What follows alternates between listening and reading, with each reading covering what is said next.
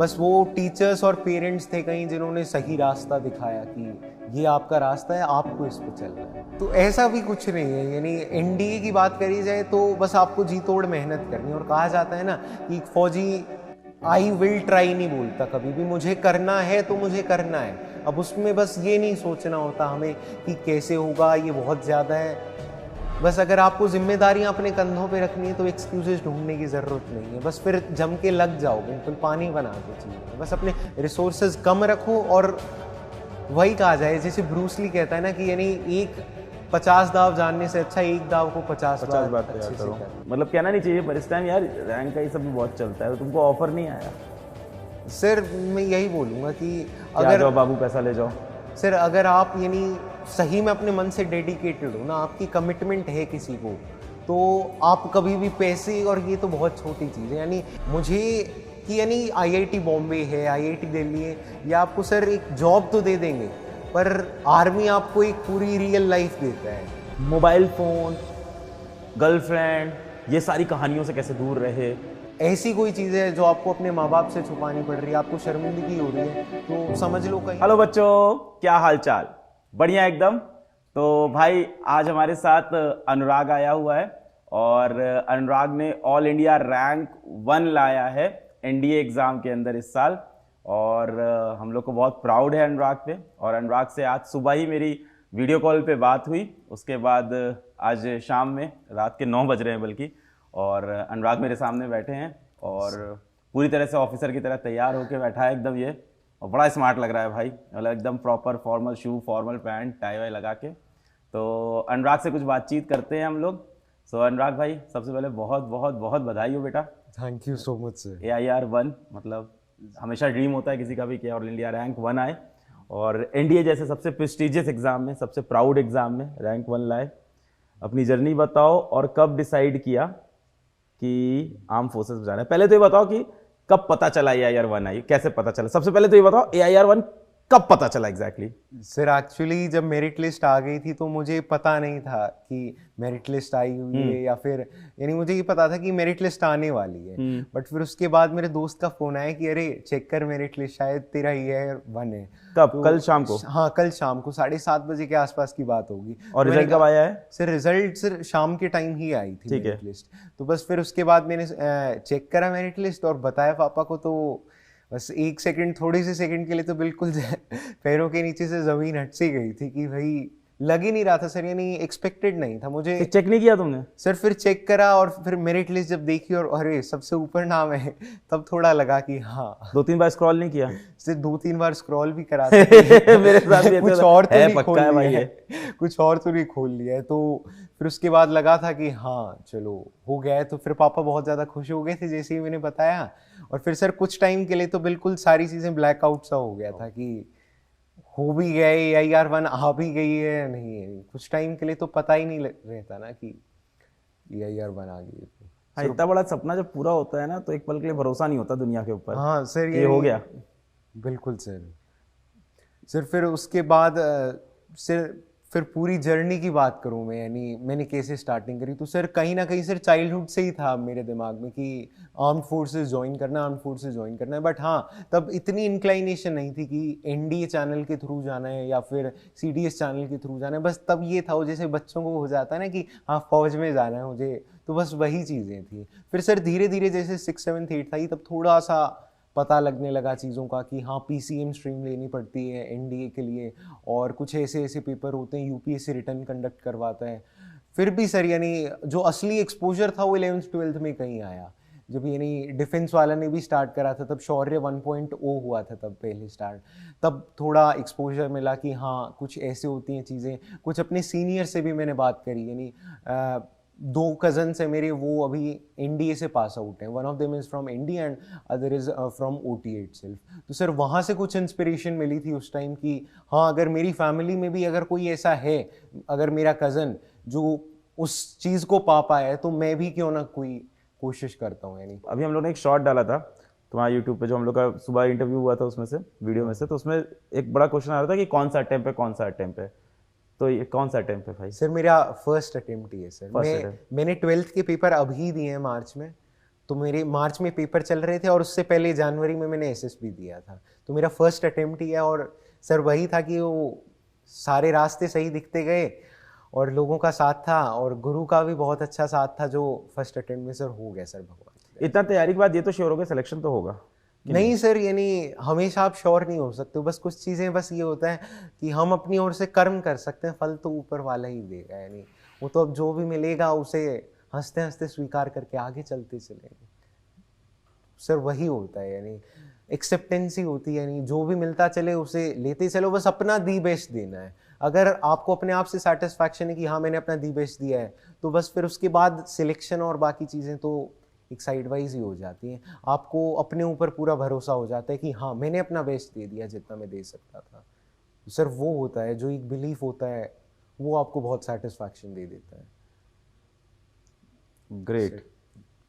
सुबह भी तुमसे बात हुई, तुमने बोला था एक गांव में यहाँ काफी लोग फौज में जाते हैं। मेरे कजन है बट वो मेरी मैटरनल साइड के हैं, नॉट फ्रॉम माय पैटर्नल। तो यानी मेरे गांव के मेरे परिवार की बात करी जाए तो वो मेरे लिए मैं पहला हूँ। यानी ओवरऑल अगर आप गांव में पर कल्चर है ना फौज में जाने का, तुम बता रहे थे। बिल्कुल सर, बिल्कुल सर, वो ही कहीं ना कहीं था कि वो चाइल्डहुड से वो एक बात रहती है ना कि भाई गांव में सभी के परिवार से एक ना एक फौज में है, बट मेरे परिवार से अभी कौन सा गांव है बेटा ये? सर चंदेनी विलेज है सर, चंदेनी गांव है, चरखी दादरी जिला है हरियाणा में सर। वहाँ से यानी बहुत सारे सर हमारे गांव से पैराएसएफ में भी बहुत सारे हैं और 2 शहीद भी हुए थे हमारे जवान पैराएसएफ के, हमारे ही गांव के। तो सर जब वहाँ मैं जाता हूँ गांव में और उनका स्टैच्यू देखने को मिलता है, तब लगता है कि हाँ ये कुछ ऐसी चीज़ है कि हाँ, यानी अगर कोई इतना अपने ज़िंदगी में सैक्रिफाइस कर सकता है तो उस लेवल की उस फीलिंग को तो एक बार कम से कम एक्सपीरियंस करा जाए क्यों क्या होता है सर। तब बिल्कुल एक डिसाइड हो गया था कि हाँ जाना है तो एनडीए ही जाना है और कहीं नहीं जाना है। फिर सर मैं प्रॉपर प्रिपरेशन पे लग गया था और फिर टाइम टू टाइम अपने जैसे सर शौर्य के थ्रू काफ़ी गाइडेंस मिल गई थी उस टाइम कि कैसे रिटर्न करना है। और सर फिर यानी जर्नी स्टार्ट होने के बाद, एक बार किक स्टार्ट होने के बाद फिर कभी पीछे नहीं देखा कि पीछे क्या है क्या नहीं है, बस फिर यही था कि एनडीए ज्वाइन करना है तो ज्वाइन करना है सर। नहीं शौर्य और तो ठीक है, देखो शौर्य हजारों बच्चे ज्वाइन करते हैं, AIR-1 भारत में एक ही आता है तो इसके पीछे इसमें शौर्य बैच का कंट्रीब्यूशन मैं कहूँगा, ऑनेस्टली कहूँगा, बहुत कम होता है, 20 से 30% होता है। टीचर का, किसी भी बैच का, किसी भी कोर्स का कंट्रीब्यूशन बच्चे की रैंक आने में, रिजल्ट आने में 20 से 30% ज़्यादा आता नहीं है। तुम बताओ तुम्हारी तैयारी में क्या था भाई? 70% क्योंकि तुम्हारी कहानी है। सर एक्चुअली क्या होता है कि हमें आज अ पेपर, यानी अगर एनडीए रिटर्न की बात करी जाए तो यूपीएससी कंडक्ट करवा रहा है, तो अब सीधी सी बात है कि उसका सिलेबस वास्ट होगा। It is not like JEE जहाँ आपके पास चीज़ें बहुत कंस्ट्रेंड होती हैं कि ठीक है बस यही चैप्टर है। अब उसमें एनडीए के रिटर्न में आप एक्सपेक्ट नहीं कर सकते हो, यानी जीएटी का पोर्शन तो कहीं से भी आ सकता है। तो उस टाइम होता है कि आपको राइट गाइडेंस कैसे मिल जाए। अगर वो राइट गाइडेंस वाले देने वाले आपके टीचर्स आपके पास हैं तो आप टारगेटेड प्रिपरेशन कर पाते हो, और वो टारगेटेड प्रिपरेशन ही स्कोर बनाता है फिर, क्योंकि असली स्कोर वही बन पाता है कि कौन कितना पढ़ रहा है और कितना टू द पॉइंट पढ़ रहा है, क्योंकि बहुत ज़्यादा वास्ट है। जीईटी तो हद से ज़्यादा वास्ट है, तो आप चाह के भी पूरा नहीं कवर कर सकते, पर अगर उतना कवर कर लो जितना चाहिए पेपर के लिए तो फिर स्कोर बनाना कोई मुश्किल काम नहीं है। फिर सर उसके बाद यही होता है कि आपकी डेडिकेशन कितना पढ़ो तुम्हें कैसे समझ में आता था? ये बैच से समझ में आता था कि और कहीं से कंटेंट निकाल रखा था? सर यही एक चीज थी जो टीचर सही से गाइड कर पाता है, जिन्हें एक्सपीरियंस होता है कितना पढ़ना है बता देते थे। बिल्कुल, कि इतना ही पढ़ना है, इससे आगे नहीं है, नहीं अभी जरूरत नहीं है, एटलीस्ट एनडीए रिटर्न के लिए तो नहीं। पर ये चीज सारे सब्जेक्ट के लिए नहीं है। नहीं सर, क्या होता है ओवर पीरियड ऑफ टाइम जब हम पीछे के यानी टीचर्स जो होते हैं अच्छे टीचर्स, वो एनालाइज कर लेते हैं कि कितना कौन से एरिया से कितना आ रहा है, तो उस हिसाब से आइडिया लगा लेते हैं कि यूपीएससी कहाँ तक अपनी पहुंच रखेगा। तो अगर आपको वो पता लग जाता है कि हाँ इससे आगे यूपीएससी नहीं पूछ रहा है, तो बस इससे पीछे वाले पॉइंट तक सब कुछ कवर कर दो जितना आप कर सकते हो। फिर उसमें अब आपकी डेडिकेशन मायने रखती है कि आप लगातार करते रहो। जैसे सर करंट अफेयर्स थे, करंट अफेयर्स बहुत वास्ट होता है, यानी उसमें हम एक्सपेक्ट नहीं कर सकते कि सवाल लग जाएंगे, पर आसिम सर के सर 10 में से 8 सवाल लग गए थे, तो यानी तब लगा था कि भाई अब इससे ज़्यादा क्या ही होगा। यानी करंट अफेयर्स में से 10 में से 8 सवाल लग गए, बिल्कुल सेट बैठ के जो हमने पढ़ा था करंट अफेयर्स है। हाँ सर बिल्कुल, तो सर उससे आगे तो क्या ही होगा, यानी इससे ज़्यादा सही गाइडेंस तो हजारों बच्चा रिवाइज करके गया होगा, कर तो तुम ही सही पाए ना। सर वो बस यही है कि at the end of the day आप बस इतने मेच्योर होने चाहिए कि आप सोच सको कि हाँ मैं अपने लिए। बाकी 2 कर पाए कि नहीं? ये सर 10 में से 8 सही लग गए, बाकी 2 कर सर पाए? 2 वो नहीं हो पाए क्योंकि सर वो यानी थोड़ा आउट ऑफ द बॉक्स थे बिल्कुल, और वो यूपीएससी का होता ही है, यानी यूपीएससी एक ऐसा पेपर नहीं होता ना जहाँ आप 900 में से 900 2 कर लेते रैंक थोड़ी अच्छी आ जाती। सिर्फ कैसा लगता है ऐसा देख के?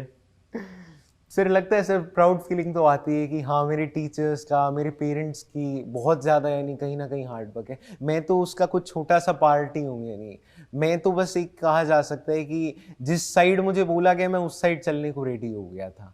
बस वो टीचर्स और पेरेंट्स थे कहीं जिन्होंने सही रास्ता दिखाया कि ये आपका रास्ता है, आपको इस पे चलना है। बस मैं तो एक दौड़ने वाला था, मुझे मोटिवेट करने वाले तो मेरे टीचर्स ही थे सर, जिन्होंने सही दिशा दिखाई कि आप इस दिशा में चलोगे तो मंजिल जरूर हासिल होगी।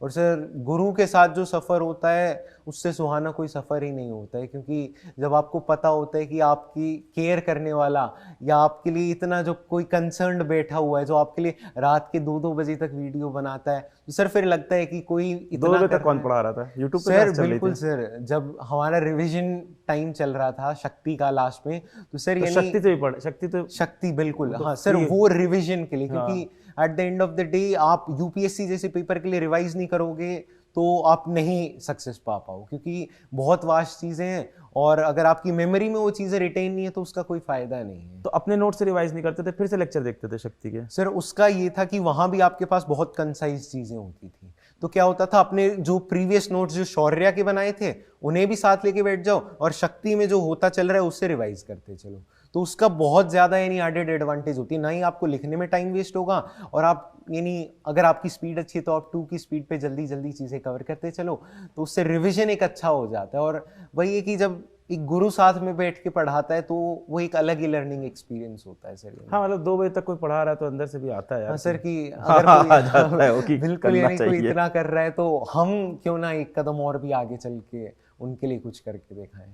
सर वही होता है जो असली मोटिवेशन फैक्टर होता है सर। तो सुबह मेरी बात हुई थी अनुराग से, तो उसने बताया था कि इसकी मम्मी मैथ्स की टीचर है और दादाजी प्रिंसिपल है। प्रिंसिपल है गवर्नमेंट स्कूल के, तो घर में पढ़ाई लिखाई का माहौल और डिसिप्लिन का माहौल रहा है। हाँ सर है ना? बिल्कुल सर। और पिताजी क्या करते हैं? सॉरी मैं वो सर पिताजी अकाउंटेंट है। अकाउंटेंट सर एक्चुअली टीचर वाला मुझे ज़्यादा याद रहता है ना। तो बचपन से कौन पढ़ा रहा था? सर मम्मी की ही थी, यानी मेहनत स्टार्टिंग में मम्मी ने बहुत ज़्यादा सपोर्ट करा था। यानी मैं मानता हूँ कि शायद एनडीए में मेरी मैथ्स अगर बहुत अच्छी हो पाई तो वो शायद मम्मी का ही बहुत सपोर्ट था इनिशियल डेज में, कि मेरी कैलकुलेशन स्पीड तेज़ करना। सुन लो भैया, लोग बोलते हैं लड़कियों की मैथ्स कमज़ोर होती है, लो बैठा है यहाँ एग्जाम्पल। नहीं सर, यानी डॉजिंग टेबल रोज लिखना, यानी डॉजिंग टेबल मम्मी लिख के दे देती हैं, वो बैठ के करते रहना, तो सर वही छोटी छोटी चीज़ें होती हैं जो यानी आपकी मैथ्स को स्ट्रॉन्ग बनाती, क्योंकि वो एक ऐसा अरीना है जहाँ आपको कैलकुलेशन स्पीड चाहिए। एनडीए के रिटर्न में आपको कैलकुलेशन स्पीड अगर आपकी अच्छी है तो आप स्वीप अप कर दोगे एनडीए के मैथ्स को, बहुत ही आसानी से स्वीप अप कर दोगे। तो बस वही है, कैलकुलेशन स्पीड तेज कैसे बनती है, वो जो बचपन की छोटी छोटी चीज़ें होती है ना, बैठ के टेबल लिखना 2 से 30 2 से 30, दिन में 2 बार लिख दी 3 बार लिख दी होड़ होड़ में, तो सर वो ही होता है जो कहीं ना कहीं जो स्टार्टिंग में गाइडेंस मिली थी मम्मी से कि हाँ वो मैथ्स वहीं बननी शुरू हो गई थी सर, जो आज एनडीए में बहुत मदद कर रही है। देखो जब हम पढ़ते हैं कमेंट्स या मेल पढ़ते हैं तो एक बड़ा क्वेश्चन हमेशा बच्चा पूछता है कि एनडीए तो कर रहा हूँ, बैकअप में क्या तैयारी कर लूँ? या तो कई बार एनडीए बैकअप में तैयारी कर रहा होता है, वो जेई एनडीए वाला जो पूरा सवाल चलता है। तुम्हारी क्या दुविधा रही थी? क्या अर्जुना, लक्ष्य ये सब बैच ज्वाइन करने का मन हुआ? साथ के दोस्त ज्वाइन किए? मतलब क्या था माहौल? सर एक्चुअली जब मैंने स्टार्टिंग करी थी 11th के बाद तो मेरा सारा फोकस सेल्फ स्टडी पे था कि भाई अपने लिए मैं जितना टाइम निकाल सकता हूँ उससे ज्यादा अच्छा कुछ नहीं होता। तब फिजिक्स वाला का नाम सुना था 11th में? बिल्कुल सुना था सर, मैंने 9th में ही स्टार्टिंग कर दी थी वो। कहीं ना कहीं कि मैंने पहले सोच लिया था कुछ ओलंपियाड्स की तैयारी के लिए। सर आपकी वीडियोस तभी देखनी शुरू कर दी थी 9th में? हाँ 9th में, जो आप 11th 12th की बनाती थी, तो थोड़ा आपने बैठ के नहीं मजाक में तो ओलंपियाड की तैयारी कर रहे थे उस टाइम? हाँ उस टाइम पे ओलंपियाड की भी कर रहा था, क्योंकि सर वो होता है ना, आप जितना अपने आप को इन्वेस्ट रखोगे चीज़ों में उतनी ज़्यादा आपकी ग्रोथ हो जाती है। सुनो भैया, यहाँ से कहानी थी, मान लो कोई 9 से नहीं तैयारी किया ओलंपियाड की, तो उसका बताओ। सर ऐसा नहीं क्योंकि वो सर, तो अब 12th में बैठा है जो देख रहा है तुमको 11 12th में। तो ऐसा भी कुछ नहीं है। यानी एनडीए की बात करी जाए तो बस आपको जी तोड़ मेहनत करनी है। और कहा जाता है ना कि एक फौजी आई विल ट्राई नहीं बोलता कभी भी, मुझे करना है तो मुझे करना है। अब उसमें बस ये नहीं सोचना होता हमें कि कैसे होगा, ये बहुत ज्यादा है। बस अगर आपको जिम्मेदारियां अपने कंधों पे रखनी है तो एक्सक्यूजेस ढूंढने की जरूरत नहीं है, बस फिर जम के लग जाओ, बिल्कुल पानी बना दो चीजों को, तो हो जाएगा ऐसा सब कुछ। कितना टफ है एनडीए क्रैक करना? सिर्फ AIR 1 नहीं पकड़ते? हाँ, सिलेक्शन कितना टफ है? सर सिलेक्शन, सर मैं यही बोलूंगा, अगर आप राइट गाइडेंस, राइट पाथ पे चल रहे हो और अगर आपके एफर्ट्स राइट डायरेक्शन में है तो आप स्कूल के साथ और यानी बाकी पढ़ाई के साथ मैनेज कर सकते हो बहुत आराम से। बस जो भी चीज़ करो मन लगा के करो, क्योंकि एनडी एक ऐसी प्रिपरेशन है जहां आप किसी उसके लिए नौकरी के लिए नहीं कर रहे हो, आप कहीं ना कहीं देश की सेवा के लिए कर रहे हो। तो आपका डेडिकेशन अपने आप ही बहुत ज़्यादा हाई लेवल का हो जाता है। तो बस जितना गाइड करा जाता है ना उसके अकॉर्डिंग, और बस अपना एक गुरु चुन लो कि हाँ ये मेरे गुरु जी हैं, जो ये बताएंगे उस हिसाब से मुझे चलना है। अब भले ही वो मंजिल मिले ना मिले पर कम से कम हम गुरु के मुताबिक तो चल रहे हैं ना, तो एक ना एक मंजिल भी जरूर आ जाएगी। और रही बात इसकी कि कितना टफ है, तो अगर जम के मेहनत करते हैं तो सर कुछ भी टफ नहीं है। यानी बस वही है, बस एक बार तुलना होता है चीज़ों पे तो वो तुल जाना है तो सब कुछ हो जाता है। ऐसा सच कुछ नहीं है, बस अपने रिसोर्सेज कम रखो। और वही कहा जाए, जैसे ब्रूसली कहता है ना कि यानी एक 50 दाव जानने से अच्छा एक दाव को 50 बार अच्छे से कर लो। तो वही होता है, एनडीए इन्हीं चीज़ों से निकल पाता है। जेई वाला सवाल मेरा, मैंने इंटरप्ट कर दिया तुम्हें। जेई वाला सवाल बताओ, जेई की तैयारी, एनडीए की तैयारी। तो सर क्या था, 11th में मैं जेई पे ही फोकस था तब उस टाइम। यानी उसका रीज़न ये था कि मैं चाहता था कि एकेडमिकली अभी जितना डेवलप हो गया वो कर लेते हैं, फिर एनडीए की मैथ्स तो आराम से हो जाएगी। तो मैं क्या कर रहा था, मैं जेई को भी साथ साथ थोड़ा लेके चल रहा था। क्या है, उससे आपका 11th का और जो 12th का एकेडमिक है ना वो काफ़ी स्ट्रांग हो जाएगा। पर ये सेल्फ स्टडी है सर, सेल्फ स्टडी है सर। यानी मैंने ऑल दो ज्वाइनिंग करी थी एक दो जगह, बट फिर सर क्या होता है कि जब आपका मन होता है ना कि हाँ खुद बैठ के पढ़ा जाए, तो आपको लगता है कि वहाँ टाइम वेस्ट करने से ऑफलाइन कोचिंग। हाँ, कितने दिन गए, कितने महीने गए? मैं 1 महीने गया था। उसके बाद मैंने, पैसा तो महीने वाला था कि साल वाला था? साल से सर, वो स्कॉलरशिप टेस्ट हो गया था मेरा तो उससे हो गया था वो सब कुछ। छोड़ दिया? हाँ, तो फिर सर वो फिर मैंने छोड़ दिया। वहाँ से फ़ोन कॉल भी आए थे कि भाई क्यों अटेंड नहीं कर रही, पर फिर मैंने भाई मेरे दिमाग में सेट था कि भाई करनी है तो चीज़ें खुद ही करेंगे। यानी बैठ के, यानी जब तक आप खुद एनालाइज नहीं करोगे चीज़ों को तब तक यानी वो एक फील नहीं आती ना कि बिल्कुल हाँ अब लग रहे हैं हम कुछ एक ज़रूरी काम पे। देखो फिजिक्स वाला का ऑफलाइन सेंटर भी ऑनलाइन भी है। बिल्कुल सर, बिल्कुल। मैं तुमसे क्लियर पूछूंगा और जो आंसर दोगे वो क्लियर जाएगा। ऑनलाइन बेटर लगा तैयारी के लिए कि ऑफलाइन बेटर होता है?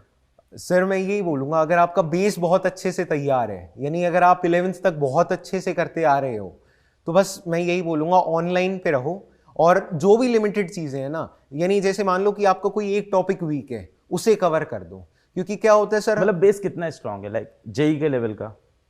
हाँ सर, यानी बेस जेई के लेवल का स्ट्रांग ये कहना चाहिए कि आप अगर 10 स्टैंडर्ड में हो तो आप सिर्फ एनसीईआरटी ना करके आप थोड़ा सा एक हायर लेवल कर पा रहे हो। जैसे आप आरडी शर्मा खुद बैठ के सॉल्व कर पा रहे हो, यानी यही बोला जाए कि आप में खुद पढ़ने की ज़ील है और आप चीज़ों को एक अलग नज़रिए से सोच पा रहे हो। क्या होता है सर, मैथ्स में एक ये होता है कि सिर्फ बैठ के फॉर्मूलाज लगा रहे हो, और एक होता है कि आप प्योर एनालिसिस कर रहे हो। अगर आप वो प्योर एनालिसिस कर पा रहे हो 10th के बाद, तो मैं कहूँगा सेल्फ स्टडी से अच्छा फिर कुछ भी नहीं है। वाह। यानी सर वही होता है कि किसी भी चीज़ को पढ़ो तो बस ये मत सोच के पढ़ो कि ये किस पेपर के लिए पढ़ा जा रहा है, बस उसे अपनी डेवलपमेंट के लिए पढ़ो। उससे क्या होता है, आपकी मेमोरी अपने आप ही बूस्टअप हो जाती है, क्योंकि आपको पता है आप किसी पेपर के लिए नहीं, अभी आप अपनी डेवलपमेंट के लिए पढ़ रहे हो। डेवलपमेंट एक बार हो गई तो पेपर तो निकल जाते हैं, कोई वो उसमें कोई हाई फाई साइंस नहीं होती है। तो बस वही होता है। और रही बात ऑफलाइन ऑनलाइन की, तो अगर आपके पास टाइम आप सेव करना चाहते हो, अपनी सेल्फ स्टडी सेल्फ एनालिसिस के लिए ज़्यादा टाइम चाहते हो, तो ऑनलाइन बेटर होता है। क्योंकि आपको पता है कि ठीक है, मेरा जैसे फॉर एन एग्जाम्पल मैथ्स में मुझे डिफरेंशियल कैलकुलस के लिमिट्स के एक दो टॉपिक्स मेरे थोड़े वीक हैं, तो मुझे सिर्फ वही चीज़ देखनी है। मैं वो 10 मिनट में देख के अपनी वीकनेस भी कवर कर गया और स्ट्रेंथ को और ज़्यादा अच्छा बिल्डअप करने के लिए मेरे पास टाइम हो गया। आज मेरे 10% एडमिशन कम हो जाए, पर एक्चुअली तुमने सच बोला है। ये एकदम सही बात है। समय बचता है, एनर्जी बचती है, मस्तीखोरी बचती है, टाइम वेस्ट होता है इतना जाके आना जाना, कोचिंग के बाहर गप्पा, फिर वहाँ से दोस्तों के साथ जाना।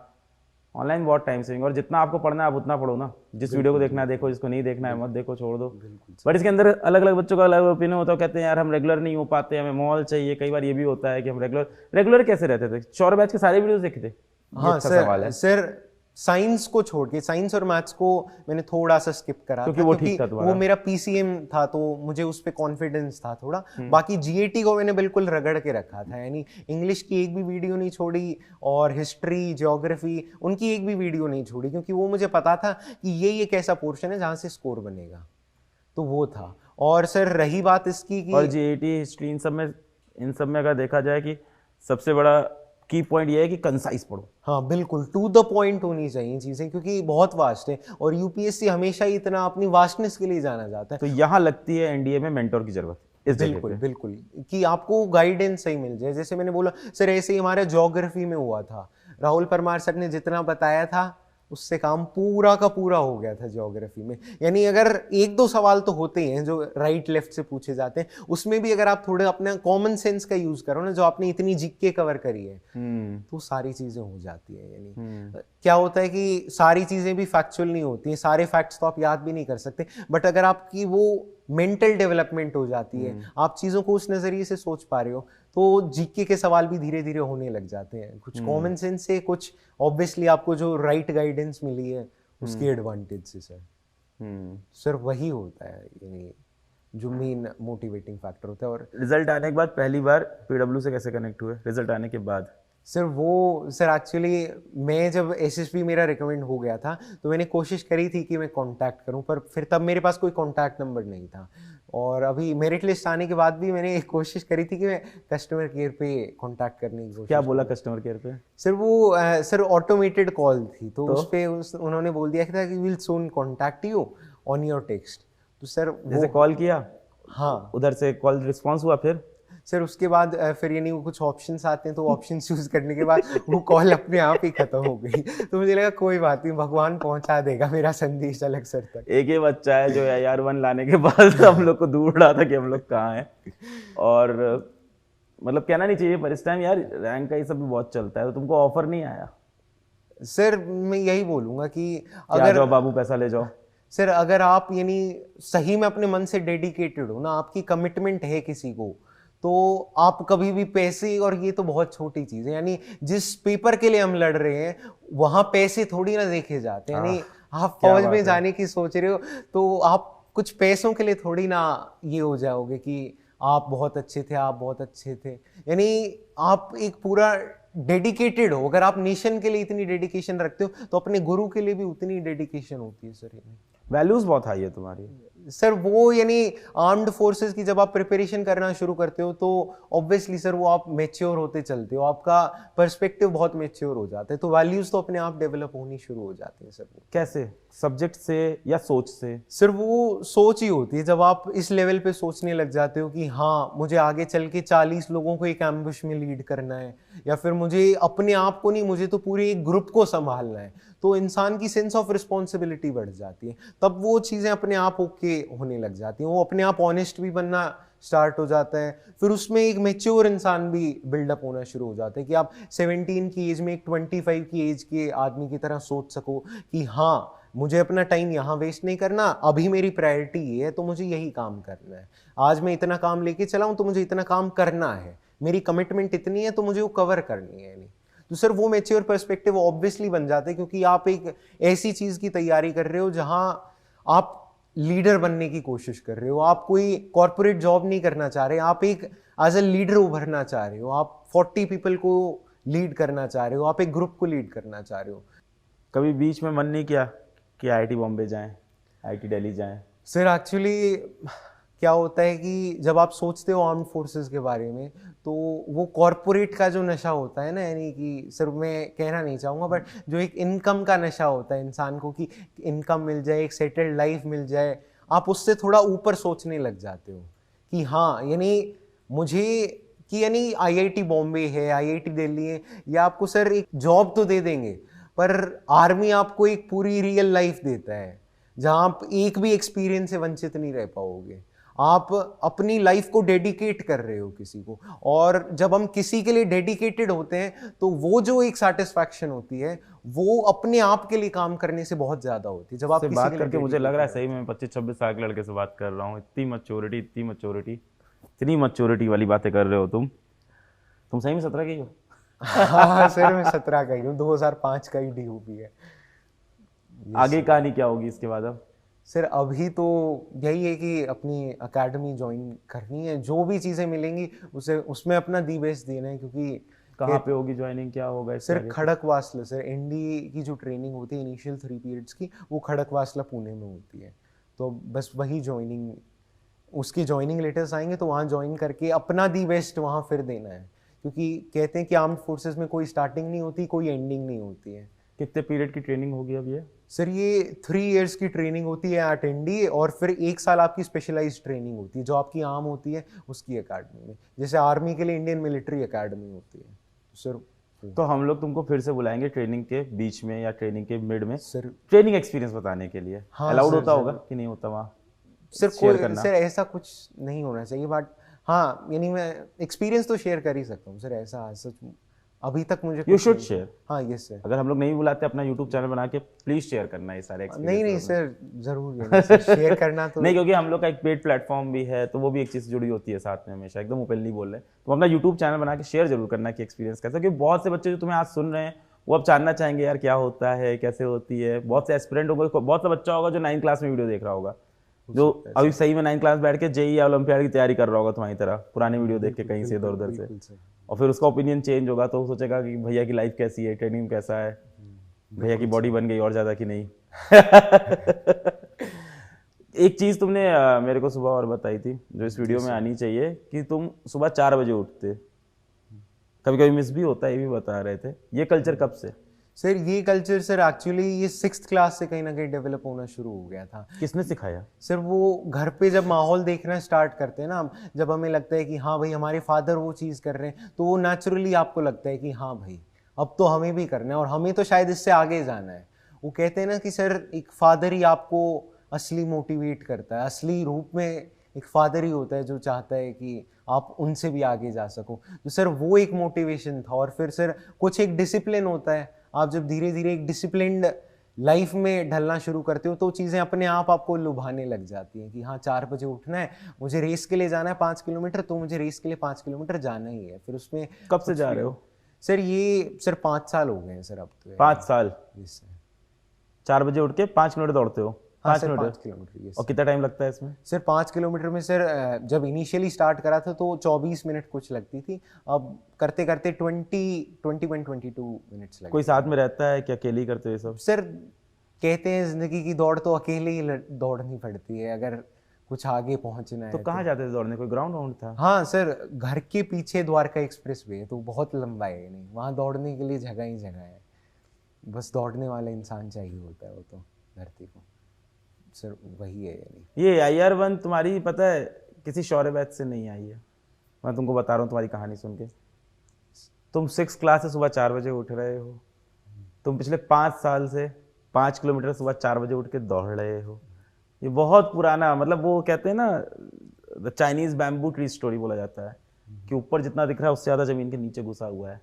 आइसबर्ग जो पानी के अंदर पड़ा होता है, कि भाई 1/10 बार उसका बाहर पड़ा है, 9/10 पार्ट नीचे है। तुम्हारी कहानी वैसी है, पीछे पूरी तैयारी कर रहे थे तुम, फौज का सोच के बैठे थे एकदम कि जाना तो फौज में ही है। नहीं सर, बस अगर आप एक रेगुलर लाइफ जी रहे हो, एक डिसिप्लिन लाइफ जी रहे हो, तो ऑब्वियसली वो आर्म्ड फोर्सेस की लाइफ कन्वर्ट होने में उसे टाइम नहीं लगेगा। यानी आर्मी एक डिसिप्लिन मांगती है, एक डिटर्मिनेशन मांगती है। मोबाइल फोन, गर्लफ्रेंड, ये सारी कहानियों से कैसे दूर रहे? सर वो ये होता है कि अगर आप एक एनर्जी अपनी एक हाई लेवल की चीज में डेडिकेट कर देते हो तो आपका ध्यान ऑब्वियसली एक चीज पे फोकस्ड हो जाता है। देख भी काफी स्मार्ट रहा है भाई ये, तो कैसे मतलब ये लड़कियों से भी दूर रहे, मोबाइल फोन से भी दूर रहे। अभी बहुत स्मार्ट लग रहे हो उस टाइम तो। इंस्टाग्राम, आज तो बहुत मैसेज आएंगे। इंस्टाग्राम है तुम्हारा? नहीं सर। तभी तो सही है सब, तभी तो आ रहा है ये रैंक। नहीं सर, ऐसा कुछ नहीं है सर। यानी यही होता है कि अगर आप अपने आप को किसी एक ग्रेटर चीज के लिए डेडिकेट कर देते हो तो वो चीजें अपने आप, डिस्ट्रैक्शंस अपने आप साइड हो जाती हैं। पर्सनल मोबाइल कब मिला? सिर्फ पर्सनल मोबाइल नहीं है सर। नहीं है अभी तक? मम्मी का ही यूज़ कर लेता हूँ, यानी कोई भी काम होता है तो मम्मी का यूज़ कर लिया। दोस्तों का फोन मम्मी के फोन पे आता है? हाँ सर, आज सच कोई दिक्कत नहीं है ना, यानी ठीक है, उन्हें भी पता होना चाहिए कौन कौन दोस्त हैं, किनका फ़ोन आ रहा है, तो मुझे ऐसा कुछ नहीं लगता है यानी। और मैं कहता हूँ कि अगर माँ बाप से अगर ऐसी कोई चीज़ है जो आपको अपने माँ बाप से छुपानी पड़ रही है, आपको शर्मिंदगी हो रही है, तो समझ लो कहीं ना कहीं वो चीज़ गलत ही है, अगर आपको अपने माँ बाप से छुपानी पड़ रही है तो सर मैं तो यही सोचता हूँ कि ऐसी कोई चीज़ ही नहीं है जो आपको छुपाने की ज़रूरत है, अगर आप ईमानदार हो तो। हाँ, ऐसा कुछ नहीं होगा जो है नहीं कि दोस्तों के भी फ़ोन आ रहे हैं तो ऐसा सच कोई प्रॉब्लम नहीं है ना, कि उन्हें भी पता है ठीक है बात कर रहा है, ठीक है सर। सुने कितनी साफ बात बोल रहा है बच्चा, कह रहा है अगर आप ईमानदार हो तो माँ बाप से कोई बात छुपानी नहीं होगी आपको। बहुत बढ़िया। अभी कैसा चल रहा है, कल से अभी तक का सफ़र कैसा रहा? थके हुए लग रहे हो आंख से भी तुम। हाँ सर, मैं सो नहीं पाया था सर रात को। क्यों, एक्साइटमेंट? हाँ सर, कुछ एक्साइटमेंट हो गई थी, कुछ दोस्तों के भी फोन आने स्टार्ट। आज सुबह नहीं दौड़े 5 किलोमीटर? नहीं सर, दौड़ा हूँ सर आज भी दौड़े हो? हाँ बिल्कुल सर, आज तो और ज्यादा जोश के साथ दौड़ा गया ना कि हाँ अब तो यानी एक चीज और मिल गई है जिसके लिए दौड़ना है, तो इसलिए सर। अरे वाह, शेड्यूल फॉलो हो रहा है सर। वो तो करना ही पड़ता है ना, यानी वो तो बस चीजें मैनेज करनी पड़ती हैं, कैसे ही हालात हो उसमें आपको अगर मैनेज आप कर पा रहे हो तो वो भी आपको एक आर्म फोर्सेस के लिए ट्रेन कर रहा है कहीं ना कहीं, कि ग्रिम से ग्रिम सिचुएशंस में, या टाइम टेबल चेंज भी होता है, स्लीपिंग साइकिल डिस्टर्ब भी होती है, उसमें भी काम करते तुमने खुद को ना बहुत पहले से फौजी मान लिया है। तुम अपने हेयर कट देखो, अपना ड्रेसिंग सेंस देखो, अपना एटीट्यूड देखो, एकदम फौजी वाला एटीट्यूड तुम्हारे अंदर ऑलरेडी है। ऑफ कोर्स मुझे ये भी पता है कि ये कहना अभी जल्दबाजी होगी, क्योंकि बहुत ज़्यादा तुम अंदर जाके सीखोगे। अभी शायद हम लोग कुछ भी नहीं पता है फौज के बारे में ऑनेस्टली, अभी अंदर जाके तुम बहुत कुछ सीखोगे, पर फिर भी तुमने काफ़ी पहले से बाल वाल भी कटाए, तुम अंदर से तैयार हो गए हो पूरी तरह से। सिर्फ वो बस कहीं ना कहीं ये होता है कि जब आप डेडिकेट हो जाते हो, आप बिल्कुल सोच लेते हो कि यही मेरी श्रद्धा है, यही मेरे लिए सब कुछ है, आर्मी ज्वाइन करनी है या फिर सर्विसेज में जाना है, तो चीज़ें अपने आप आनी शुरू हो जाती हैं सर। यानी कि वो एक स्पॉन्टेनियस चीज़ होती है कि ये अपना सपना देख नहीं रहा है बच्चा, ये बच्चा अपना सपना जी रहा है। हाँ सर, यानी हेयर स्टाइल देखो, इसका ड्रेसिंग सेंस देखो, कॉन्फिडेंस देखो, इसकी बातें देखो, इसकी लाइफ देखो, ये अपना सपना जी रहा है पिछले 5 साल से। बहुत बढ़िया, मतलब देख के बड़ी खुशी हो रही है, इतना डिसिप्लिन और इतना, मतलब हमारा यूथ इस तरह का भी हो सकता है, ये देख के बड़ी खुशी हो रही है। बाकी यूथ तो क्योंकि रील देख रहा है अभी। नहीं नहीं सर, ऐसा कुछ नहीं है सर, बस यानी जो अपना टाइम दो अपनी चीज़ों को, उसमें पूरी डेडिकेशन, यानी उसमें पूरा फोकस रखो। जब काम कर रहे हो तो उस टाइम आपका पूरा फोकस होना चाहिए, यानी दौड़ रहे हो तो बस दौड़ना ही है, फिर और कुछ नहीं चलाना दिमाग में। और जब मैथ्स के सवाल कर रहे हो तो मैथ्स के सवाल ही चलने चाहिए दिमाग में, तो सब कुछ मैनेज हो जाता है फिर उसके साथ, तो यानी। बहुत बढ़िया। तो भाई हम लोग के साथ अनुराग, ऑल इंडिया रैंक 1 एनडीए, और हमारे लिए बहुत बहुत बहुत प्राउड की बात AIR 1। और अब अनुराग इसके बाद ट्रेनिंग के लिए जाएंगे, और पिछले 2 दिन से अनुराग बहुत बिजी हैं, और अनुराग के लिए हम लोग एक छोटा सा गिफ्ट भी लेके आए हैं। देखो, मिठाई भी लाए हैं तुम्हारे लिए, बहुत बढ़िया। क्या बात है, खा लूं? अच्छा नहीं, खिलानी है, सॉरी। अच्छा, तुम इसका क्या करते हो, डाइट वाइट का? मिठाई तो खाते नहीं होगे, फिर ये सब भी रूल है सर नहीं सर, डाइट में ऐसा खाने में नहीं, दौड़ के सब सही कर लोगे। हाँ सर, वो यानी हाँ बस यानी डेली की जो चीज़ें होती है, बिस्किट्स हो गए, नमकीन हो गई, ये चीज़ें अवॉइड, बस बाकी ओके सर। यानी फेस्टिवल पे मुंह भी मीठा नहीं करा तो क्या करा। वो कोचिंग वाली तरह मुंह वाला नहीं खिलाऊंगा मैं, ऐसे करके फोटो नहीं खिंचवाएंगे हम लोग, ठीक है? नहीं नहीं सर पहले तो अरे भाई तुमने कर दिया सर, पहले तो अपने गुरुजी को ही होता है ना सर। यार तुम्हारे गुरुजी, बैठो, सच्चाई में मैं नहीं हूँ, तुम्हारे गुरुजी लोग इंदौर में हैं। आसिम सर तो शायद कहीं बाहर गए हुए हैं। आसिम सर किधर, किसी को पता है क्या? झांसी में गए हुए हैं। सब लोग यहाँ है नहीं, मतलब उनसे हम लोग चाहते थे, हम तो चाहते थे वही लोग आपसे मिले। राहुल परमार सर लोग, मुक्तक सिंह राठौर सर, इन लोग सब वहाँ पे इस टाइम इंदौर में। नहीं सर, तुमने खिला दिया तो thank you so much sir. मिठाई अच्छी है। ये एक छोटा सा गिफ्ट भी लाए हैं, हमने कहा कुछ ऐसा गिफ्ट दें जो तुम्हारा इस्तेमाल हो पढ़ाई लिखाई में, तो हम लोग लैपटॉप लाए। बैठो बैठो, बढ़िया है। तो अनुराग को यार आप लोग ने सुना, और आप लोग को एक्चुअली समझ में आया होगा कि ये कोई 4 दिन की कहानी नहीं थी, ये 5 साल की कहानी थी, डिटर्मिनेशन की कहानी थी, बहुत सारे सवालों का इसने जवाब दिया।